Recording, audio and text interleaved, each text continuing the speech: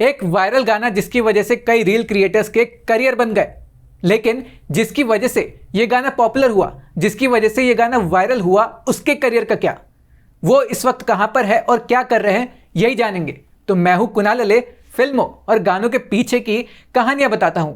तो जानते हैं कि कच्चा बादाम गाने के क्रिएटर भुवन बड़ियाकर इस वक्त कहां पर है और क्या कर रहे हैं। गांव गांव जाकर घर के टूटे फूटे सामान और पैसों के बदले मूंगफली यानी कि कच्चा बादाम बेचने वाले भुवन बड़ियाकर जब भी किसी गांव में जाते थे तो लोगों को अपनी तरफ अट्रैक्ट करने के लिए वो एक जिंगल गाते थे जो था कच्चा बादाम। एक दिन किसी ने उनका कच्चा बादाम गाते हुए वीडियो रिकॉर्ड कर लिया और किसी ने उसमें बीट्स डाल के उसका रिमिक्स बना के सोशल मीडिया पर अपलोड कर दिया, जिसके बाद ये गाना इतना वायरल हुआ कि हर रील क्रिएटर इसी गाने पर अपना रील बना रहा था। भुवन बड़ियाकर भी इस गाने के वायरल होने के साथ पॉपुलर हो गए। कई मीडिया चैनल्स उनके पास उनका इंटरव्यू लेने के लिए आने लगे।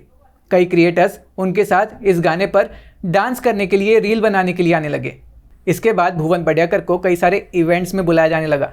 कई सारे 5 स्टार होटल में उन्होंने शोज़ भी किए, जिसके बाद उनके पास पैसा आना शुरू हो गया था। उन्होंने एक अच्छा सा घर भी लिया और फिर मूंगफली बेचना छोड़ दिया। उनका कहना था कि उनके पड़ोसी कहते हैं कि इतने पॉपुलर होने के बाद अगर मूंगफली बेचोगे तो लोग तुम्हें किडनैप कर लेंगे। इस सब के बाद भुवन बड़ियाकर ने ललन टॉप की खबर के मुताबिक किसी गोपाल नाम के आदमी को अपना गाना बेच दिया था 3 लाख रुपए में, जिसके बाद वो अपना ही गाना कहीं पर परफॉर्म नहीं कर पा रहे थे कॉपीराइट इश्यूज की वजह से, और कहीं पर सोशल मीडिया वगैरह में डाल भी नहीं पा रहे थे। भुवन बड़ियाकर की इनकम होना बंद हो गई। जब उनके पास पैसा आया तो कई लोगों ने अलग अलग वजह बताकर भुवन बड़ियाकर से पैसे ऐंठने की कोशिश की। जब वो देने से मना करते थे तो लोग उनका सामान लेकर भाग जाते थे या उन्हें धमकी देते थे।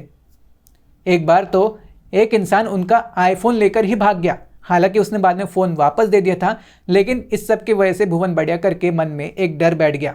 इसी डर से वो अपना गाँव छोड़कर एक किराए के मकान में रहने लगे। भुवन बड़ियाकर ने जो घर बनाया था वो उसी में नहीं रह पा रहे थे। उनको एक किराए के घर में रहना पड़ रहा था और अब इनकम का कोई सोर्स भी नहीं था।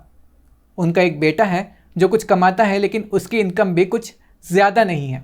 तो अब जानते हैं कि भुवन बड़ियाकर अभी कर क्या रहे हैं। तो उनका एक यूट्यूब चैनल है जिसमें वो वीडियोस डालते रहते हैं। उस यूट्यूब चैनल के करीब 1.5 लाख सब्सक्राइबर हैं। कुछ दिनों पहले भुवन बड़ियाकर ने ची ची ची नानी नाम से एक गाना अपलोड किया था, जिसके लगभग 4 लाख व्यूज़ हो चुके हैं। उनकी लेटेस्ट यूट्यूब वीडियो के मुताबिक वो किसी कूड़ा जुड़ी गांव में हैं। अगर आपको ऐसी ही बातें, फिल्मों और गानों के पीछे की कहानियों में इंटरेस्ट है तो आप मेरे चैनल के साथ जुड़ सकते हैं।